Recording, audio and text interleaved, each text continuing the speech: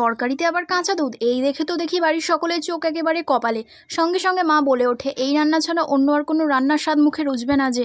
তা কী এমন রান্না আজকে আমার বাড়িতে হয়েছিল যা নিয়ে পুরো বাড়ি শোরগোল পড়ে গেছে, চলুন দেখে নেওয়া যাক। প্রথমে একটা মশলা বানাতে হবে, যার জন্য কয়েকটা টমেটো, কিছুটা কাঁচা লঙ্কা, কিছুটা পোস্ত আর কয়েকটা কাজু বাদামকে পেস্ট করে নিতে হবে। এরপর কড়াইতে কয়েকটা ক্যাপসিকামকে ভালো মতো ভেজে তুলে নেব।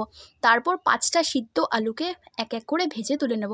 একই কড়াইতে কয়েকটা গোটা মশলা আর সম্পূর্ণ বাটা মশলাটাকে দিয়ে ভালো মতো নাড়াচাড়া করে নিতে হবে বেশ কিছুক্ষণ, যতক্ষণ না মশলা থেকে প্রায় তেল ছেড়ে আসছে।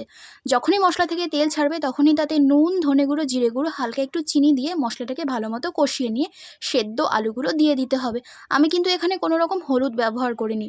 তারপর দিয়ে দিতে হবে কিছুটা পরিমাণ জল, আর ভালো মতো জলটা ফুটে আসলে দিয়ে দিতে হবে ভেজে রাখা ক্যাপসিকাম আর কয়েকটা টমেটো। এবার একটু উষ্ণ গরম দুধ দিয়ে ভালো মতো ফুটিয়ে গরম মশলা দিয়ে তুলে নিলে রেডি। এই রান্না একবার খেলে মাছ মাংসের স্বাদ ভুলবে।